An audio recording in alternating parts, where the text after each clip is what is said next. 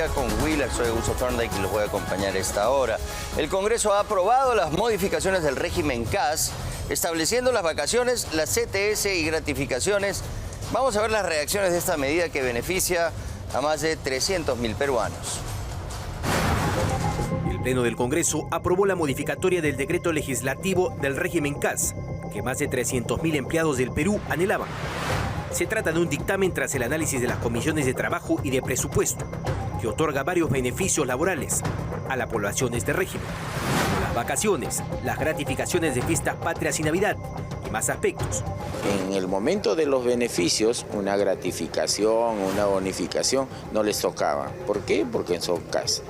Y lo más relevante es que a la hora que uno cesa o se jubila, ya la CTS va a ser calculada sobre la base de un sueldo total por año trabajado. La norma se aprobó con 95 votos a favor, 0 en contra y 3 abstenciones. Una medida tomada como reivindicación histórica, pero que tendrá que pasar por la revisión del Ministerio de Economía y la rúbrica del presidente Balcázar, si es que no se observa.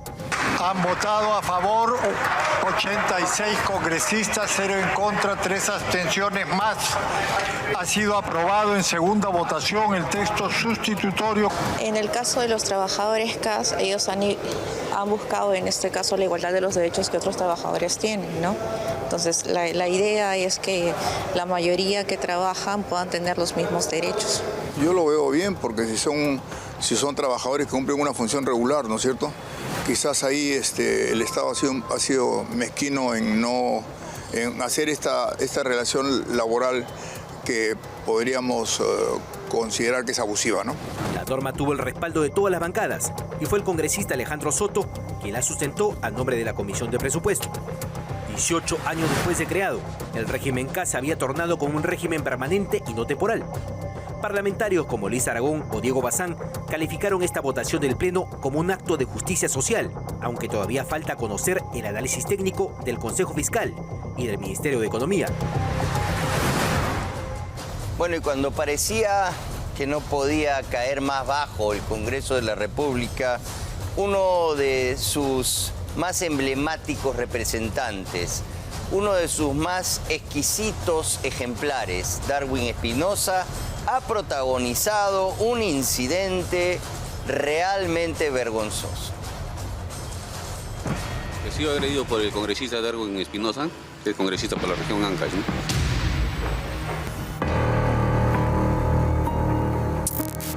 El congresista Darwin Espinosa es protagonista de otro escándalo de violencia. Hoy, en Veto a Saber, la brutal y cobarde agresión que sufrió el ciudadano Aldo Sebastián Robles solamente por reclamarle a Darwin Espinosa por su mal trabajo. Lo estaba filmando con el celular y se acercó y me quitó el celular, lo destruyó y vino con otro su guardaespaldas y me agredieron, ¿no? Ambos, ¿no?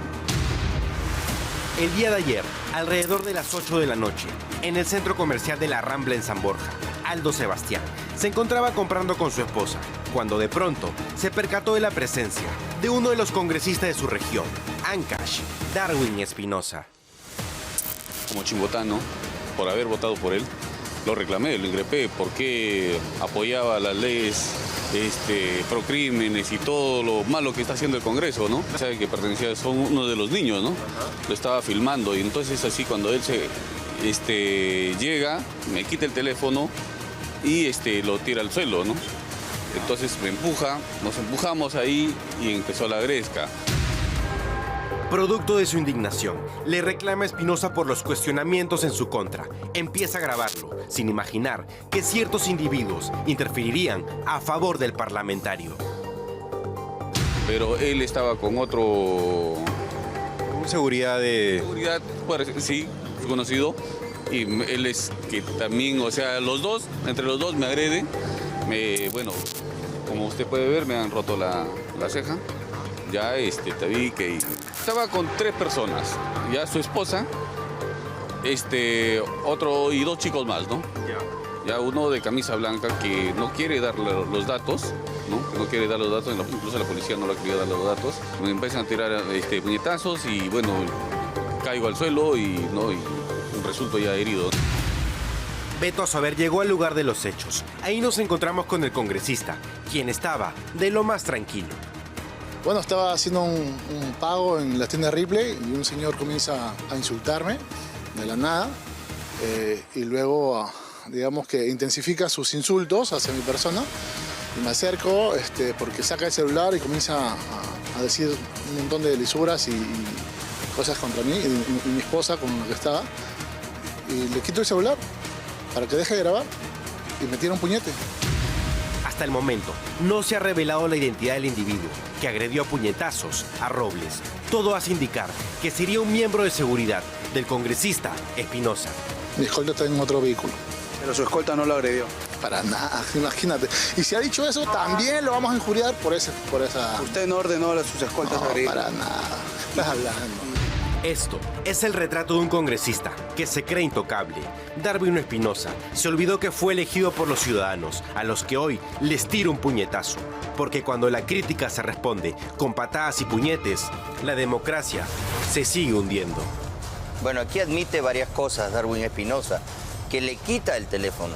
Todo ciudadano tiene derecho a grabar en la vía pública a quien mejor le parezca, más aún si es un representante del Congreso. Y con mayor razón si es su representante, de su región, de Ancash. Él es chimbotano. Entonces le está reclamando y lo puede grabar y decirle, oiga usted, no estoy de acuerdo, no estoy conforme con la representación que usted está haciendo de nuestra región. Y así lo insulte, no tiene derecho a que termine con esta brutal golpiza este caballero, seguramente propinada por algún miembro de la seguridad del Estado de Darwin Espinosa. Y estos golpes son bastante graves, estamos viendo, y habría que investigar a fondo qué es lo que ha pasado aquí y realmente procesar a los responsables de este abuso, porque eso es lo que ha sucedido aquí, ha sido un abuso. Pero lo que va a suceder es nada. Lo van a blindar en el Congreso, van a intercambiar favores, en la Comisión de Ética, que nunca hemos visto que haya ninguna sanción ejemplar a nadie, seguramente lo van a pasar por agüita tibia, tas, máxime algunos días, ¿no? Sin cobrar, alguna sanción ejemplar entre comillas y listo. Sigue con lo mismo de siempre, este Congreso para el olvido, francamente, para el olvido. Muy bien, y Humberto Abanto ha estado encendido, ¿no?, en la defensa de Vladimir Cerrón. Ya sabemos que no se va a resolver el día de hoy la causa de Vladimir Cerrón. El Tribunal Constitucional ha dejado al voto este recurso que pide la anulación de la prisión preventiva, ¿no? Y claro, lo que dice Humberto Abanto es que ya no es prófugo y que va a afrontar el caso de dinámicos del centro con la comparecencia que tenía anteriormente. Vamos a entender un poco más de lo que está pasando en el siguiente informe. Para usted no era un prófugo de la justicia. Porque lo he dicho claramente. Prófugo, según el diccionario de la lengua española, es quien huye de la justicia y él estaba huyendo de una injusticia. Esta es la estrategia legal que pretende usar Vladimir Cerrón para afrontar el caso Los Dinámicos del Centro con comparecencia con restricciones. El punto es que Cerrón afronte su proceso en libertad como lo estaba afrontando. El caso que llevó a Cerrón a pasar a la clandestinidad fue el aeródromo Huanca, donde se le imputó el delito de colusión cuando era gobernador regional de Junín y se le acusó de pagar irregularmente 2,5 millones de soles para la construcción del terminal aéreo, pese a la opinión contraria del Ministerio de Economía. Cuando el aeródromo Huanca se cae, ¿por qué él no se entrega y exige que vuelva a la comparecencia simple en el caso dinámico del centro? Eso se lo dije justamente al magistrado Monteagudo, que me hizo la misma pregunta. Yo le dije, entonces la teoría en un Estado democrático que sostiene que la dignidad del ser humano es el bien supremo y el fin supremo de la sociedad y del Estado, lo importante es que un inocente se entregue a la cárcel para satisfacer una orden ilegal? ¿Pero cuál era la orden ilegal? La orden ilegal no era haberle dado la prisión preventiva finalmente por el caso Dinámicos del Centro. Sí. Eso se dio por una conducta que usted finalmente la cataloga como una desobediencia civil. El caso Cerrón se dejó al voto y aunque muchos hablan de que la sentencia ya está escrita, la defensa manifiesta otro punto. Y ahora que se junta con la elección y con la cercanía, esa coyuntura ayuda a que finalmente se le haya dado la audiencia. Pero quien nos hizo llegar al tribunal en época electoral ha sido la justicia ordinaria, no hemos sido nosotros. ¿Será que veremos a Cerrón en las calles, en el debate y al lado de José María Balcázar? Bueno, esto ya ha dicho la presidente del TC, no se va a resolver el día de hoy porque es un tema muy delicado. ¿Qué cosa puede suceder si liberan a Vladimir Cerrón en este contexto? Bueno, sabemos que finalmente José María Balcázar, el actual presidente, que es un presidente que nos deja muchas dudas respecto de la idoneidad que él tiene en el cargo, por temas de salud, por su ideología, por su desconexión también con la realidad y su capacidad de atender de manera eficiente todos los problemas y la crisis que estamos padeciendo. Ahí ha ocupado el vacío Denise Miralles y bueno, ha podido de cierta forma mitigar, ¿no?, todos estos problemas que estamos sufriendo los peruanos en este momento, desastres naturales, el tubo de TGP, el desabastecimiento, la crisis internacional, la subida del dólar. O sea, el contexto actual es uno muy, muy complejo y sin liderazgo la verdad que es complicado. Encima se vienen unas elecciones. ¿Qué pasaría con la variable de Vladimir Cerrón suelto, libre? Y la posible influencia que él pueda tener en el gobierno de José María Balcázar, que es uno de sus cuadros. Es de Perú Libre, así lo niegue. Obviamente esto va a sembrar toda clase de dudas respecto de posible injerencia en las elecciones. Así que hay que ver con otros ojos a la Premier, ¿no?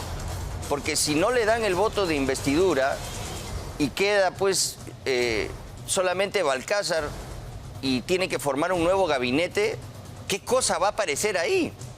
Y si está Vladimir Cerrón libre, va a querer meter a toda su gente. Y ya sabemos lo que dicen los comunistas, ¿no? Una vez que llegan al poder no lo sueltan, ¿no? Todo es ilusión salvo el poder. Así que mucho cuidado, porque estamos en una situación que de verdad hay que tomarla con pinzas. Muy bien, a propósito de la crisis, sobre todo luego de los cambios que han habido en el sector salud, el presidente de la Federación Médica, el doctor Godofredo Talavera, ha advertido que el sistema sanitario atraviesa una crisis por falta de medicamento, déficit de más de 16.000 médicos y compras sobrevaloradas. Él dice que la corrupción está arrasando con la salud pública en nuestro país. El sistema de salud está en cuidados intensivos y son los médicos los que ahora denuncian la corrupción. Nosotros consideramos que la inversión que tenemos en salud está muy por debajo del promedio latinoamericano. En realidad nosotros actualmente tenemos 33.000 millones y esto debería ser lo mínimo 66.000 millones. Según los médicos, a los políticos no les importa la vida, sino enriquecerse a costa de la salud de miles de peruanos. La corrupción, ¿cuánto se está llevando del presupuesto que ya es corto? Bueno, en salud se está calculando ya más del 15%. Antes se hablaba de un diezmo, ahora ya estamos progresando, ¿no? Los grandes perjudicados son los pacientes. Los pacientes tienen que estar esperando 2, 3 meses a veces para decidir un tratamiento, a veces quirúrgico, y esto hace que se prolongue la estancia hospitalaria, haya gastos. O que la situación se agrave y el paciente puede hasta perder la vida. El problema también se explica por la descentralización de las compras de medicamentos, el alto costo de los insumos y la falta de profesionales.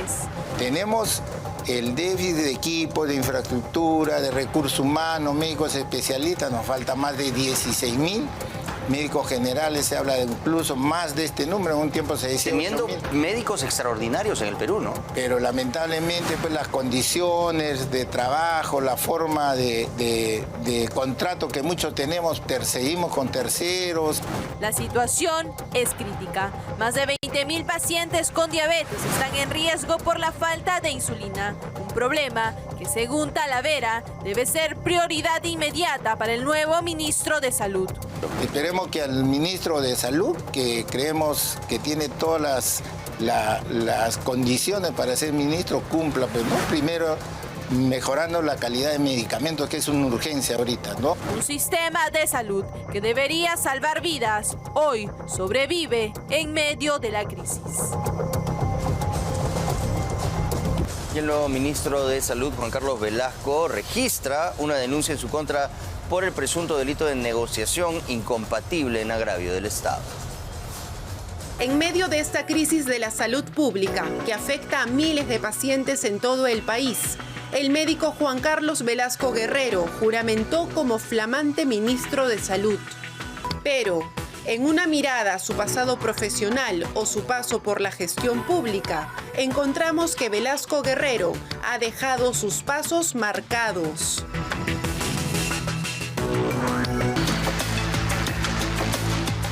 Y el delito de negociación incompatible va dentro de la tipificación de una persona que muestra un interés indebido, sea en una contratación o en una operación que involucre al Estado. Se trata de un delito grave porque evidentemente hay una afectación al patrimonio del Estado. También la pena que es probable para el delito, mínimo 4 años. Y también, evidentemente, la finalidad de este tipo de delitos es proteger a la administración pública. La carpeta fiscal número 588-2024 se encuentra en la primera Fiscalía Penal Corporativa especializada en delitos de corrupción de funcionarios de Lima, en calificación, desde el 27 de noviembre del 2024.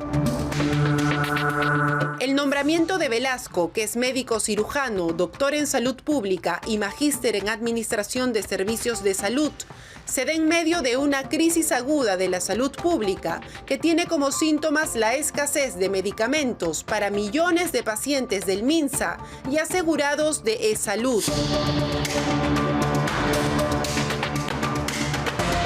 Lo inmediato es comprar medicamentos. La gente se está muriendo porque no hay medicamentos. El caso de la insulina es gravísimo y tiene que ver con la que los ministros anteriores, ministros de Acuña, que han estado a cargo de la gestión del MINSA, descartaron las compras corporativas en el país. Los 3 últimos años no se ha hecho esa compra y eso es perjudicial y explica por qué tenemos hoy desabastecimiento de medicamentos. Y es una responsabilidad completa de un partido político en nuestro país.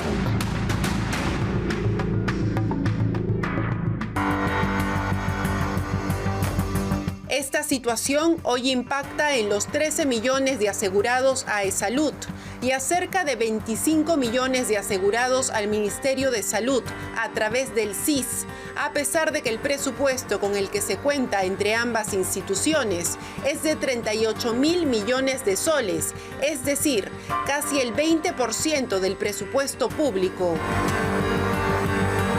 Recursos serán escasos, pero los que tienen los gestionan mal y estimamos que entre el 10 y tal vez 15% se va en corrupción. 7.500 millones de soles. Y eso te dice que se puede hacer poco, por eso es que no hay citas, no hay tomografías, no hay cirugía, no hay medicamentos, porque entraron esta gente política a tomar como un botín el Estado en E-Salud y en MINSA en los últimos años. Claro, esa es la presencia de César Acuña y se le pasó la mano, porque tomó por asalto todo el gabinete y tenía no solo injerencia en la PCM de Denise Miralles, que aunque lo niegue, ella ha sido cercana a José Salardi, quien es nada menos que el autor del gran plan de gobierno de APP, que es un buen plan de gobierno, dicho sea de paso. Sino que copó todos los ministerios aprovechó el vacío, ¿no? Se hizo dueño del pánico temporal y empezó a meter a toda su gente.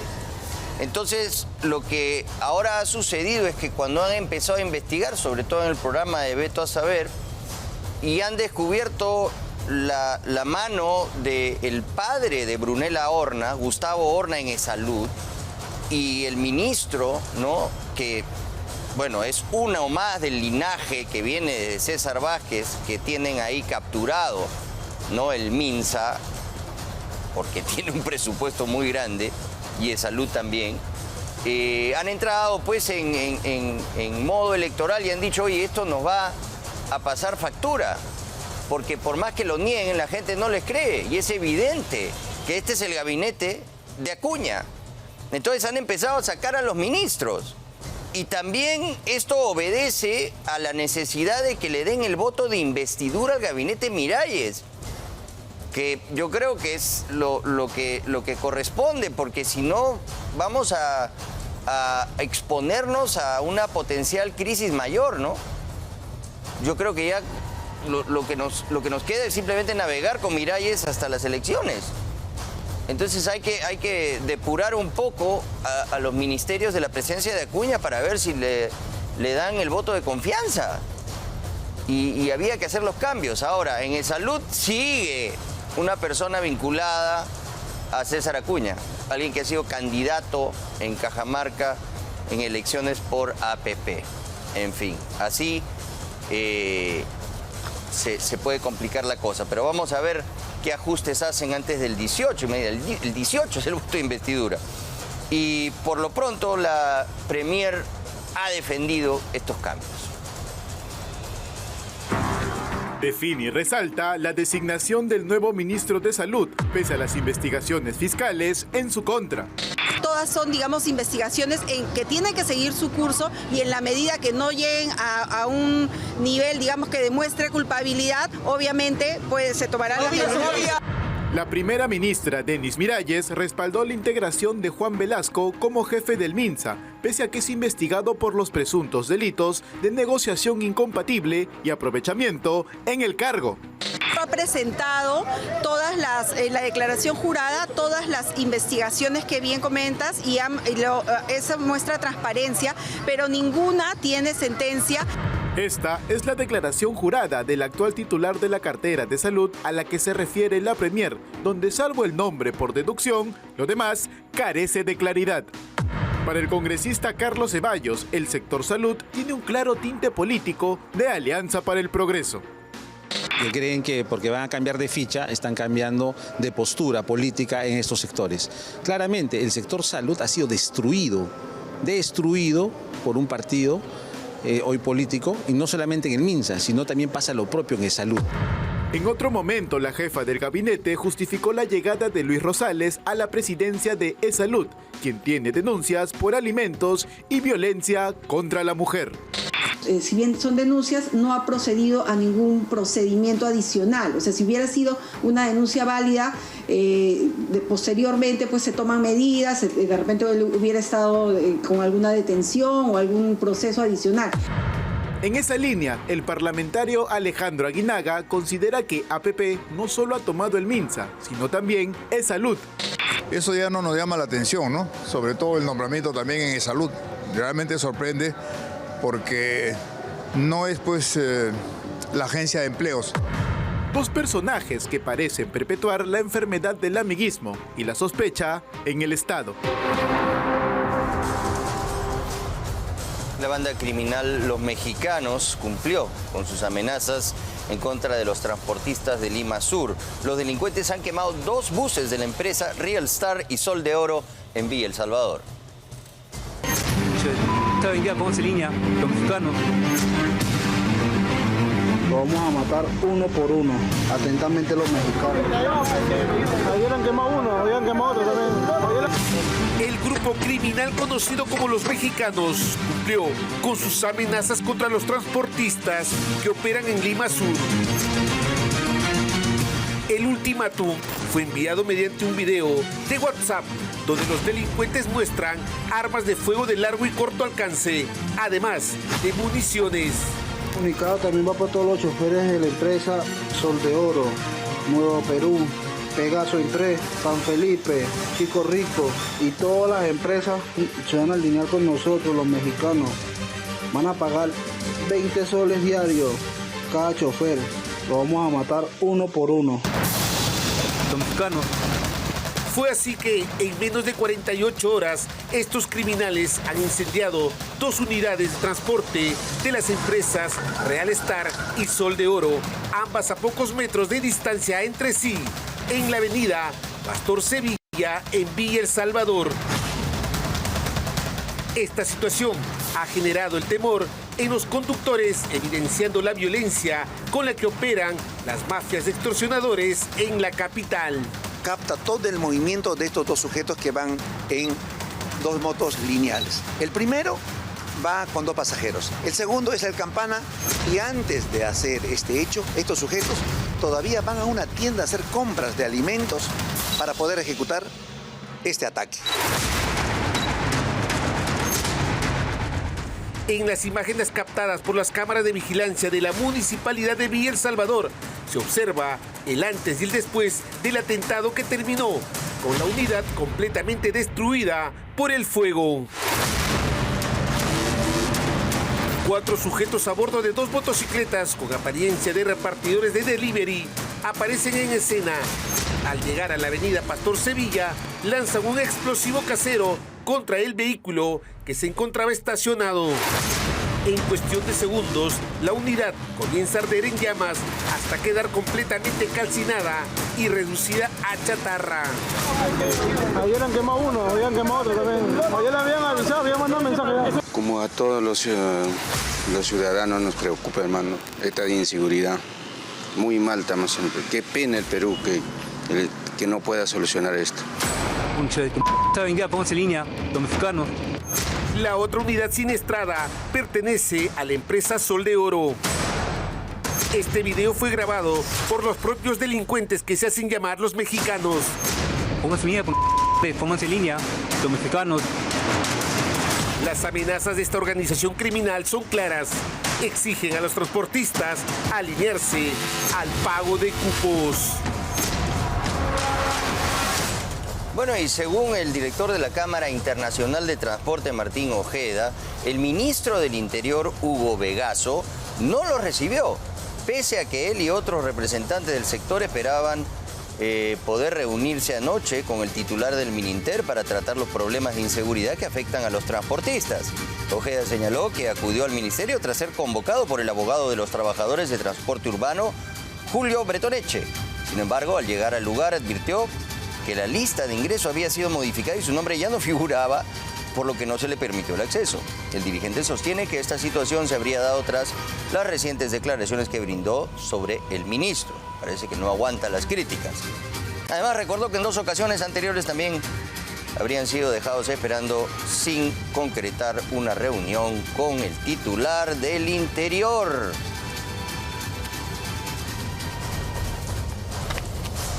Y aquí está mi amigo Martín Ojeda para contarnos más al respecto. ¿Cómo estás, Martín? ¿Qué pasó? Bueno, lamentablemente hicimos declaraciones certeras, creo, de un punto de vista que si hay un desplante en plena desgracia 2 veces, eso no debe ser bien visto por la sociedad ni por los transportistas, porque es una situación crítica. Entonces, el día de ayer hicimos las declaraciones del caso y llamaron a una reunión. Y sin embargo, cuando se entrega la lista donde está mi nombre, porque el Cono Sur, justamente las desgracias que estás viendo... Por supuesto, estos 2 buses quemados en Villa El Salvador es un escándalo. Es un escándalo y encima viralizado por los mismos delincuentes. Entonces, cuando estaba la lista, yo he ingresado mi carro al Ministerio del Interior.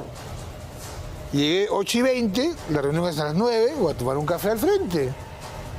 Y cuando regreso ya con todos los transportistas, porque el Cono Sur me había pedido, por favor, si bien era cierto, ya había renunciado a la vocería, el Cono Sur pedía otra vez, Martín, apoyos a este cono. Muy bien, colócame en la lista.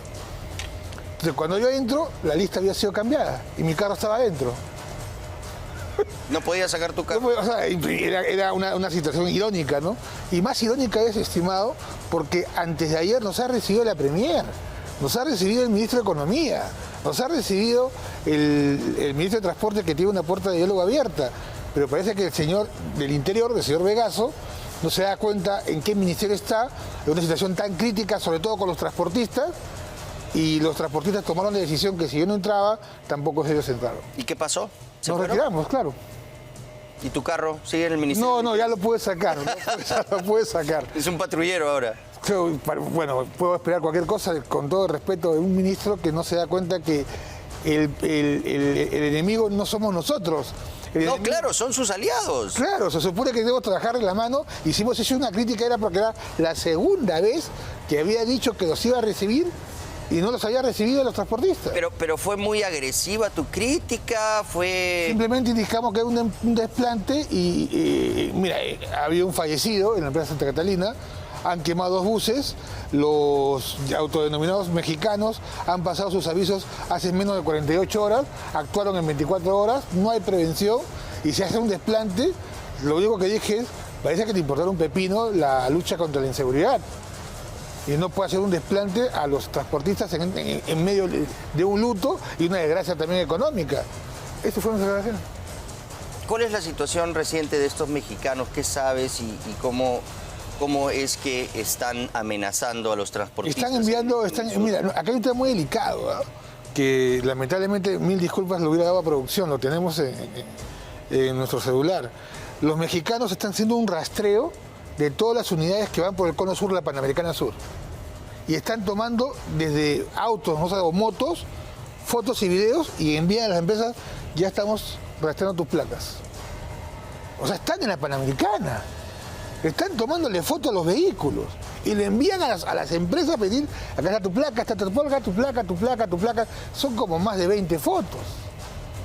Sin ningún tipo de control. Nada de control. Y se ve que es la Panamericana por el tráfico, por las calles. ¿Pero es de día esto? De día. A plena luz a del plena día. Luz del día. Están plaqueando a las unidades y después se los envían. Exacto, pues, como diciendo, si tú no nos pagas te va a pasar lo mismo que le pasó a Real Star y a Sol de Oro. Entonces, ¿cómo te pondrías que a pesar de todas estas evidencias le toca la puerta a tu ministro? Ah, no has hablado para mí mal, no entras.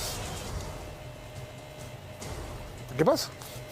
O sea, tiene que tener un poco más de tolerancia a las críticas, porque además es un ministerio que claro, es un asiento caliente, ¿no? Claro, es un asiento caliente lleno de tiene que tener mucha contingencias y complicaciones. Mucha capacidad de apertura y tolerancia, ¿no? Nosotros estamos en esta lucha cerca de 1 año y medio, damos la cara, inclusive nos exponemos, pero es parte de nuestra posición. Y él recién ha llegado, no recibe a los transportistas, discrimina a quién entra, a quién sale. ¿En qué sentido? ¿La discriminación? Sí. Claro, porque prácticamente está indicando quién puede entrar, quién no puede entrar. O sea, no acepto críticas. Y estamos con muertos y estamos con unidades quemadas a plena luz del día. Y lo que estamos pidiendo es que ya tienen que salir las fuerzas militares, al menos para sopesar con su presencia esta situación. Han matado al conductor de Santa Catalina a las 3 de la tarde. O sea, ya qué horror, ¿no? O sea, ya, con todo el respeto, y se lo vuelvo a decir, prácticamente le está diciendo al Ministerio del Interior y a la Policía Nacional, nos importa un ajo ustedes, en su cara. Entonces, lo que hemos luchado por tantos meses es que no hay prevención. Hemos visto que con el general Reboredo ha mejorado la investigación post-atentado. Claro, pero la cosa es que no los maten. Exacto, la cosa es que no existe que haya prevención, no existen los atentados. Y ahora se dan el lujo de decir, nos pagan a nosotros 20 soles por unidad y 50.000 o 100.000 soles del primer pago de cupo. Y si no pagas, atente a la cosa. Exacto. Y te quemo la unidad. Exacto. Y el conductor, si no me equivoco, de Real Star, se ha salvado de milagro porque él se echó a dormir en la parte trasera. Que si ¿No lo vieron? No lo vieron. Si dormía en la parte delantera, hubiera sido un muerto más. O sea, a esta gente no le tiembla la mano. Para nada. Son asesinos, a sangre fría y contratan... Por 20 soles te matan. Yo diría que el promedio oscila 500 soles. Después te digo la verdad, ¿no? O sea, que lo que hemos averiguado. Pero también nos deja una desazón el Ministerio Público, el Poder Judicial, no hay presupuesto, sale el fiscal superior con justa razón y señala cómo quieren que cree la unidad especial, Ministerio Público, Poder Judicial y PNP, si no tengo presupuesto. Tiene toda la razón. Entonces, esas críticas no son destructivas, se lo hemos dicho también a la Premier, que tiene una amplia expectativa de solucionar este tema, pero yo digo... Bueno, la Premier es ministra de Economía también y sabe que hay un problema de presupuestos, ¿no? Claro. En muchos... en muchos ámbitos, en pero muchas como te carteras, comento, en muchas instituciones. El Ministerio Público, a mí me ha dicho el propio fiscal de la Nación interino, Tomás Galvez, que ellos están al borde de la parálisis. Exacto, y crear una institución simplemente por una ley sin haber analizado el tema de la partida presupuestal es complicado, ¿no? Ahora, acá reitero que los transportistas deben analizar seriamente las cosas concretas que desean, que salgan las fuerzas militares, porque esto ya no da para más, aunque sea para apoyar a la policía, que se establezcan partidas presupuestales de emergencia, pues estamos en una guerra urbana. Esto es una guerra, es un terrorismo urbano. O sea, no son actos simplemente de un delincuente o una organización criminal simple. Estos están tan bien organizados que con lo que ganan del transporte urbano y otras actividades están mejor, ¿cómo te puedo decir? Equipados y logísticamente sincronizados. Porque lo que está pasando en menos de 48 horas con los mexicanos demuestra que estos señores ya están en otra evolución, son franquicias prácticamente, franquicias organizadas y que han visto en el transporte urbano tradicional donde abastecerse y con eso lavar activos. Entonces, situación muy complicada para nosotros porque a nosotros nos están matando, nos están destruyendo y tenemos un ministro que no tiene mejor opción que cerrar la puerta. Debería ser una prioridad atenderlos, ¿no? Exacto. Se ha hablado de las posibilidades de un nuevo paro. ¿Han contemplado esto para llamar la atención del gobierno? Una parte de mis declaraciones era, como yo no soy ya el vocero de todos los conos, sino solamente el cono sur, recomendaría un paro indefinido a una determinada fecha, siempre y cuando no se cumpla esto y esto. ¿Qué cosas? Por ejemplo, partidas presupuestales al Ministerio Público para la creación de esta unidad especial, que solamente está en la ley, partidas presupuestales para los... ¿Qué es esta unidad especial? O sea, es una unidad... Una fiscalía encargada de... Una fiscalía policial. Una fiscalía policial dedicada solamente a lucha contra el crimen organizado, extorsión, sicariato y secuestro. Y ya está creada por ley, pero no hay plata. No hay plata, pues. ¿De qué sirve? No sirve de nada, con todo el respeto. Ese es uno. Y el fiscal Chávez Cotrina es un buen fiscal, ¿no? Creo que a él le han encargado esta misión, ¿o no? Justamente de las declaraciones del fiscal Chávez Cotrina y la última reunión que también él esperó al ministro y no llegó el ministro, porque en esa reunión también estuvo el doctor Chávez Cotrina, que no llegó el ministro. O sea, el desplante no fue solamente para nosotros, ¿no? En la primera. Y él fue claro y se lo dijo a la policía y la policía lo entendió, porque estaban los generales que también siempre los vemos, interactuamos, pero no vemos muchas salidas, es que no hay dinero. Y sin dinero, como disculpa, nos gusta la historia, tú sabes. Napoleón lo dijo claro, una guerra se gana con 3 elementos, dinero, dinero y más dinero. Ya estamos perdiendo varias batallas, y debemos ser conscientes que si no hay dinero, lo vamos a perder. O sea, tenemos a oficiales que tienen experiencia, que son capaces, buenos detectives, tenemos la capacidad de doblegar a esta gente. Obviamente un Estado tiene que tener mejores elementos y tiene que tener mejor equipamiento que una banda criminal. Exacto. Ahorita, como me dices, es al revés. Es una locura eso. Exacto. La Fiscalía tiene ahora una organización que podría perfectamente empezar a atacar este problema de manera frontal, con fiscales valientes, muy bien preparados. Pero no hay partidas presupuestarias. Y no hay la plata. Exacto. Por eso que considero que hacer una huelga, con todo el respeto, lo digo porque al final la población puede ser la más afectada también, de hacer 24 horas para hacer una reunión y luego reunionitis, no. Casos concretos, 1, 2, 3. Modificación al Congreso de las normas por crimen. Tal norma, el tema de los... ¿Cuáles son las...? Algunas de las normas... Esto de leyes pro crimen... tiene sus matices. Sí es cierto que hay algunas que deben ser modificadas. Yo tengo dos para que sean modificadas. Pero ¿cuáles son las que tú consideras que son por crimen, efectivamente? Primero, aquellas que establecen requisitos para hacer un allanamiento. Un allanamiento es un tema de emergencia, no le puedes poner condiciones que prácticamente le está favoreciendo al delincuente. Ok, eso sí. Y la otra norma es que la colaboración eficaz puede darse en cualquier momento, no lo puedes condicionar a un plazo. Porque hay gente que por temor no puede hablar ahora. Pero 18 meses no te parece suficiente. Lo que pasa es que la extorsión la tenemos, mira cuánto tiempo tenemos la extorsión, más de 1 año y medio. Y eso que la extorsión viene de un proceso. No, pero si ya tú tienes a una persona como colaborador eficaz, el plazo para que cierres esa colaboración eficaz es 18 meses. Pues. Está bien, pero consideramos que es un plazo muy corto todavía. Porque ¿Te parece? Sí, nos parece. ¿Qué otra de estas leyes? Yo tengo centradas esas dos normas. Ya. ¿Esas sí te parece que claro, y que deberíamos ser no más están colaborando con combatir al crimen? Y esto lo hemos conversado con los especialistas que tiene el gremio, que se han dedicado a personarse, a dar la cara, a ser valientes, y han visto estas ciertas obstrucciones en estas normas.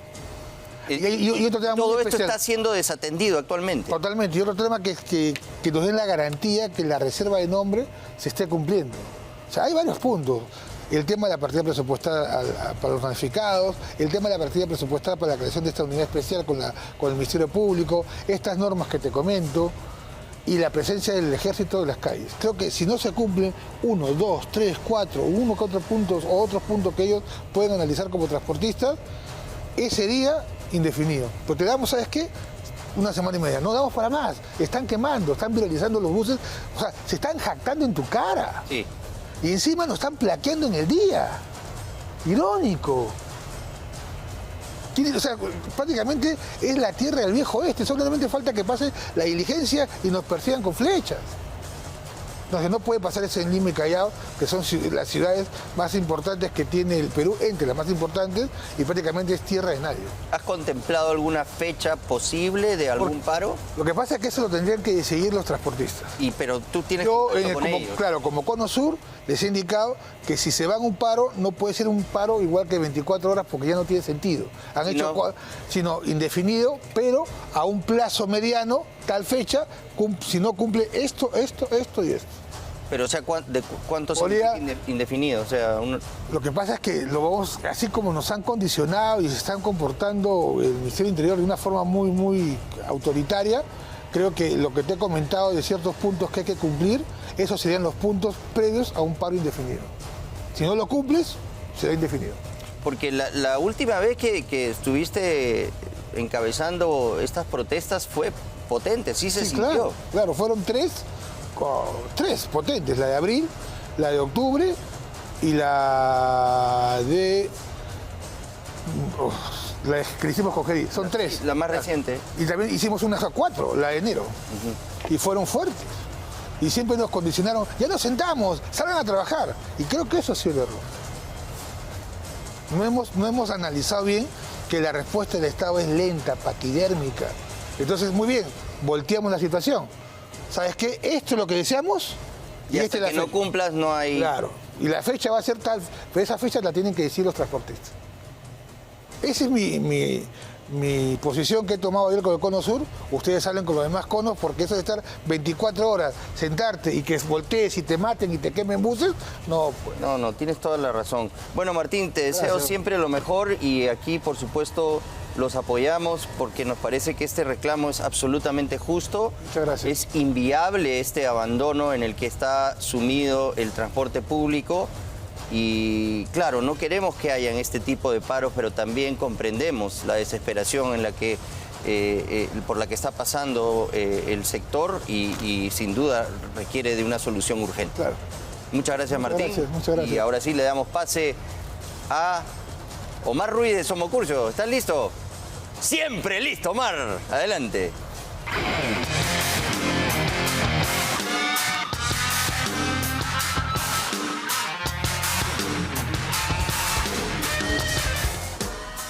Echamun y toda la vida, Martín. Ya viene la Liga 3. Cristian Ramos, fanático, hincha de los importantes. Martín Ojeda, claro, como yo, sufrido de hincha. ¿Ya?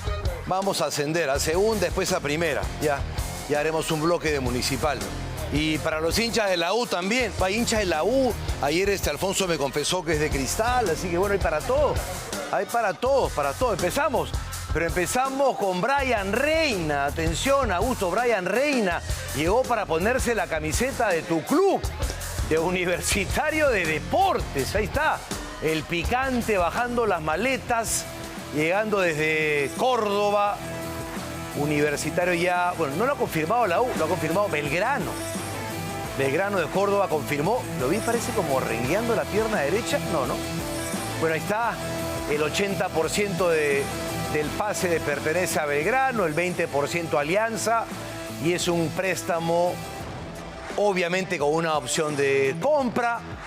Y lo que tengo entendido es que lo que ha pagado la U por el préstamo, de ese monto que ha pagado, el 20% va a Alianza. Brian Reina fue cedido a préstamo a Universitario de Deportes con cargo sujeto a objetivos y opción de compra por el 80% de los derechos económicos hasta diciembre del 2026.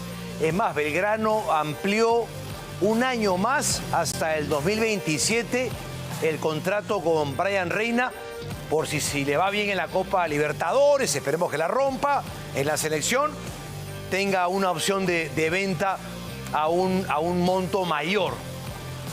A ver, bienvenido al Perú de vuelta, Brian Reina. Ojalá que le vaya muy bien, por el bien de la selección sobre todo. El Nono Fossati, muchos hinchas de la U ya lo estaban pidiendo de vuelta a la U. Y va a la U, pero a la U de Chile. A la U de Chile es la segunda opción, el Nono Fossati, para reforzar al equipo chileno. Se fue Francisco Menenghini tras su temprana eliminación de la Copa Sudamericana. Ganó un solo partido en 6 y es la segunda opción de la U de Chile, Fossati. Paulo Autori renunció antes de ayer por la noche después de la victoria, pero jugando mal, ¿no? Sin convencer, de Sporting Cristal. Esa pinchada en el penal de Christopher González. Ya, Paulo Autori, ya no puedo más, me voy. Claudio, decía Paulo Autori. Bueno, no le aceptaron la renuncia al final, me parece bien, ¿no? Pero yo creo que Paulo teme que con el equipo corto que tiene pueda hacer una actuación decorosa en la Copa Libertadores de América, que te puede tocar un rival bravísimo. Bueno, y Sporting Cristal, ¿a dónde va a jugar la etapa de grupos de la Copa Libertadores? Recordemos que en el Callao tuvo problemas. Estas son imágenes saliendo de Matute. También tuvieron problemas saliendo del estadio Alejandro Villanueva. Entonces se irían a jugar a Trujillo. Se van a jugar a Trujillo. Esta es una señal de que Sporting Cristal, un club tan grande, con tanta historia, merece su estadio propio. No es fácil, es una inversión importante. Cristal no tiene pues la plata que tenía antes, ¿no? En la época de la cervecera y todo. Ya hace un esfuerzo para mantenerse entre los grandes del fútbol peruano, pero en tema económico, que es la realidad. Entonces, va a jugar en Trujillo. En Trujillo jugaría Cristal la etapa de grupos de la Copa Libertadores. Vamos con goles rápidamente. Todos los goles que se han anotado el día de ayer. Y empezamos con la Europa League. Bolonia frente a la Roma. En Bolonia, partido de ida, octavos de final. La Loba visitó Bolonia, el estadio Renato Dallara, y a los 50, Federico Bernardeschi marcando el primer gol. Limpia la cancha Jonathan Rowe y la definición de Bernardeschi perfecta al ángulo. Y a los 71, la Roma marca el empate, asistencia de Tony Malen para que Lorenzo Pellegrini, qué rico enganche, ¿no? Casi la hacen penal, pasa de largo el defensa, ya prácticamente un penal, pero más cerquita para el empate de Pellegrini con esa Roma con camiseta alterna. Celso, el belga, ganó el Midland de Dinamarca. ¿Qué ha hecho el travieso Donald Trump? A ver, el Twitter de Donald Trump en pantalla para leerlo y comentarlo en torno a la participación de Irán en la Copa del Mundo. Bien, bueno, a menos de 90 días faltan, ¿no? 90, 91, mira. El Twitter de Donald Trump: la selección nacional de fútbol de Irán es bienvenida al Mundial, pero realmente no creo que sea apropiado que estén ahí por su propia vida y seguridad. Gracias por su atención a este asunto. Presidente Donald, pues, perdón que me ría, pero por favor, ese medio del conflicto, claro, le está diciendo a Irán, no vengan. Irán no va a ir. Irán ya confirmó que no va a ir. Que no va a ir, una pena, ¿no? La guerra, ay, la guerra. ¿Hasta cuándo, Dios mío? Y esto es también relacionado al conflicto del Medio Oriente. Se iba a disputar el 27 de febrero, el 27 en Qatar, la finalísima del mundo. O sea, se enfrentaba Argentina a España. Argentina campeona de la Copa América frente a España campeona de la Eurocopa. Pero ¿cómo van a jugar, pues, en Qatar? No se puede jugar en Qatar. Qatar está en alerta roja, Qatar, lamentablemente. Y se va a jugar en el Bernabéu. Se jugaría en el Santiago Bernabéu. Sí, pues hay que decidir ya, pues estamos 13, ¿no? Viernes 13, ¿mala suerte o martes 13, Alfonso? Viernes, martes, todo es mala suerte. Bueno, a los que crean en eso, no salgan hoy día viernes. Ronaldinho llega a las plataformas de streaming. Se lanza, ya ha tenido algunas series Ronaldinho, ¿no? Hablando de su faceta tanto deportiva como personal. Bueno, tiene muchas cosas que contar. El gran Ronaldinho se lanza el 16 de abril bajo el nombre Ronaldinho, The One and Only, el único y exclusivo. Han jugado peruanos con Fedelic ayer. 3 peruanos han estado presentes en octavos de final. 3 que pueden ser convocados a la selección probablemente por Mano Menezes. Empezamos con Oliver Sone. Joe Grimaldo no está inscrito en la Conference League, no está inscrito. Oliver Sone sí, y se enfrentó al AZ Alkmaar. Buen equipo de Países Bajos, es el AZ Alkmaar. Ahí le hacen un guachón a Oliver Sone, que acaba de ser padre. Rosangelo Dal le mete una tremenda guacha a Oliver Sone, que recordemos que ha pasado del Burnley, de la Premier, al Spartak de Praga de República Checa. A los 29, Troy Parrott, el irlandés, y gol del AZ Alkmaar. Pero a los 50 iba a llegar el empate de Matías Boczka, el delantero checo. Acá hay un golpe que recibe Oliver Sone. Acá se pide penal de Oliver Sone. No hay penal de Oliver Sone. En la tribuna estaba el gran Tomás Rosicky. ¿Cómo jugaba? Ahí está. Mira, ese es trabajo de producción. Pues, tú dices algo y ¡pam! Aparece en pantalla. Como por obra de magia. Y uno tiene que revisar los videos. Desde las 5 de la... Hay que revisar todo el material. Uno es director, aparte del área de deporte. Claro que sí, tiene que revisar todo. Tiene que revisar todo. Ahí está Rosicky en pantalla. Claudio Pizarro hablando del Bayern de Múnich, opinando sobre sus diferentes looks. Fue un momento de joven. A Claudio, bueno.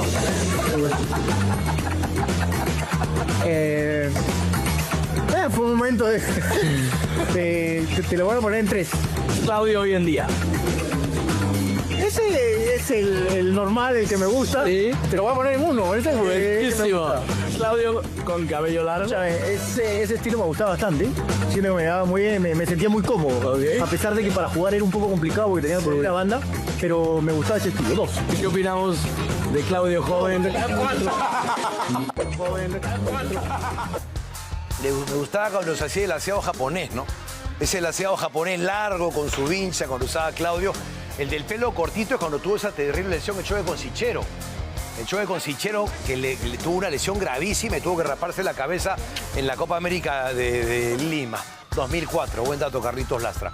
Curiosidades, a ver, un poquito de curiosidades porque es viernes, un poquito de relajo. Viernes 13. Tuve la dicha de tener un encuentro en el 2024 con Iván Zamorano en Miami, en la Copa América. Me invitó a almorzar, qué lujo. Me invitó a almorzar Zamorano. Me presentó su nueva colección de vinos, compartimos en una cevichería en Miami, la pasamos bomba. Me dijo para seguirla, le dije, no, ahí nomás. Y ahí está Zamorano, mi amigo, presente en el Bernabéu. Y en imágenes David Silva. David Silva estaba en la Bombonera. En la Bombonera, el gran David Silva, histórico volante de la selección española, leyenda del Manchester City. Se retiró, ¿no, David? ¿Se retiró David Silva? Retirado. Miren ese encuentro, miren. Ha lanzado su club de pádel, el Apache TV, está enviciado con el pádel como yo, y recibió en su mansión de Buenos Aires a 12 compañeros, a Patrice Evra y a Park Ji-sung. ¿Cómo jugaba este coreano? Crack, Park Ji-sung del Manchester United. Se han tomado un Fernet con coca y lo veo a Patrice Evra con su típico vaso del Fernet, estas hierbas, este licor argentino que ahora también lo están produciendo en Pachacamac, me han contado. Y está muy bien también. Bueno, bloque de coctelería para otro día. En Wallon amamos el deporte.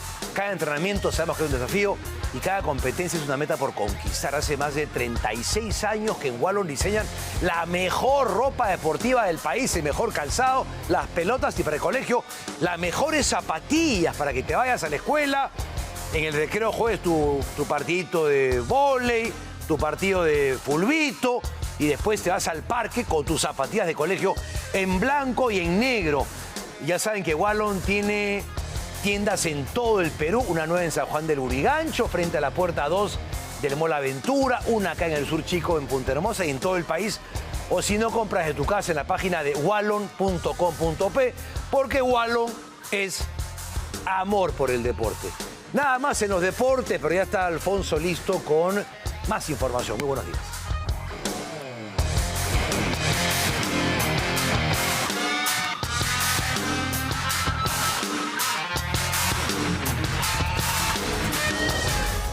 Muy bien, estamos de vuelta con más información y en breves minutos vamos a tener en nuestros estudios este espectacular debate. Katy Ugarte, congresista de la República, postulando con el partido Progresemos, y Diana González, también congresista, que está postulando con Avanza País. Vamos a tenerlas más adelante aquí en el debate del bloque Elige Bien. Pero vamos a hablar ahora del Congreso de la República, porque el día de ayer no se inhabilitó a Adelia Espinosa. Y esto realmente ha generado preocupación, porque es un parte de los cálculos que se están dando dentro del Congreso de la República en estos momentos. Pero vamos a hablar de eso más adelante, precisamente porque van a estar aquí las congresistas. Ahora, ¿qué está pasando en el tablero electoral? ¿Qué está pasando con estos días que ya estamos próximos a los comicios generales al 12 de abril, que es la primera vuelta? Alfonso López Chao ha arremetido contra Vladimir Cerrón, que podría librarse de la orden de captura y el pedido de prisión preventiva que pesan en su contra. ¿Qué es lo que dijo? Vamos a ver. En medio de empujones y jaloneos arribó a Jauja el candidato presidencial Alfonso López Chao, donde hasta un simpatizante perdió su zapato. No puede ser, pues es extremo. ¿Cómo es posible? Llevaron su zapato porque estaba descalzo. Tal fue el tumulto, descoordinación y caos que el candidato se vio obligado a improvisar una conferencia de prensa en la calle, ya que el lugar elegido no contaba con las condiciones. Aquí reprochó a Vladimir Cerrón por supuestamente haber legislado a favor del crimen. Vladimir Cerrón es parte de esa votación. Que no se avergüenza ahora de los cientos de votos que ha tenido con el fujimorismo. Por eso existe en la izquierda la llamada lumpen burguesía, que es igual al lumpen proletariado, el lumpen de los rateros revestidos de izquierda, y lo digo claramente y en alto. Por alusión, el prófugo tuvo que responderle. Habla de moral, pero fue preso por asalto y robo. Trató de ocultarlo, pero descubierto por la prensa dijo que era un perseguido de Velasco. Un viejo con esas mañas ya no cambia. Entienda, pueblo, despierte. En tanto, Carlos Álvarez, candidato a la presidencia por el partido País para Todos, advirtió que si el Congreso pone trabas en la gestión del país, lo cerraría, lo que refleja un desconocimiento porque no se puede disolver la Cámara Alta.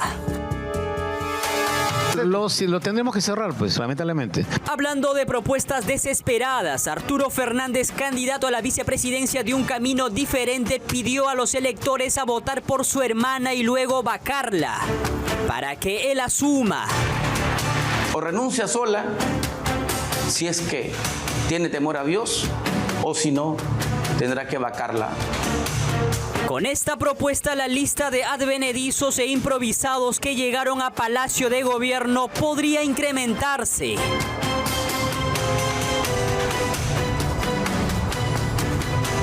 Bueno, Keiko Fujimori, la candidata presidencial de Fuerza Popular, viajó a Chile precisamente por la juramentación de José Antonio Kast, el nuevo presidente electo.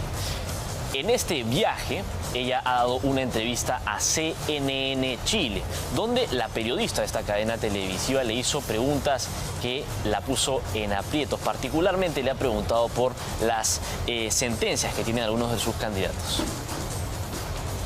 La puso en apuros. La arrinconó cuando le preguntó por los 28 candidatos con sentencias, uno de ellos condenado por homicidio que no puso en su hoja de vida. Keiko Fujimori ha aprendido un poco de acrobacia, ¿no?, y de contorsionismo porque simplemente no le contestó. La pregunta puntual era sobre los candidatos sentenciados y ella se fue por el accidente de tránsito, que fue un delito doloso. La entrevistadora dice, no, me refiero al caso de asesinato. Paréntesis, no respondió. Keiko Fujimori esquivó la pregunta, pero la periodista hincó aún más. Le preguntó qué le parecía desde el punto de vista ético. No respondió, simplemente no respondió. O sea que la están entrenando bien, porque salió airosa. Toreó a la entrevistadora, no respondió absolutamente nada de lo que le preguntó. La entrevista de 17 minutos en la cadena CNN también tocó temas espinosos sobre si el presidente Trump pondría condiciones en negocios con ellos o con China. Keiko también fue criticada por algunos parlamentarios chilenos que hablaron acerca de su padre, Alberto Fujimori. Keiko declaró luego de la toma de mando del presidente José Antonio Kast. Vamos con una importante recomendación a esta hora. Buscas el auto de tus sueños. Expomotor lo tiene todo. Más de 50 marcas, más de 300 modelos, los 365 días del año. Y por si fuera poco, el mejor financiamiento. Porque además contamos con los principales bancos, cajas de ahorro y fondos colectivos. Porque cada día es perfecto para estrenar un auto nuevo. Encuentra el vehículo ideal solo aquí, en Expomotor de Plaza Norte y Mall del Sur.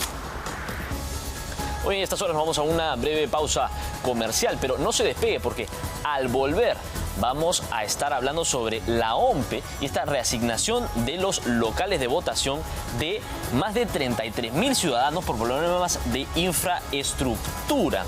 Además, tendremos hoy, en breves minutos, un importante debate en el bloque Elige Bien. Estarán con nosotros Katy Ugarte, candidata al Senado por Progresemos, y Diana González, postulante a la Cámara de Diputados con Avanza País.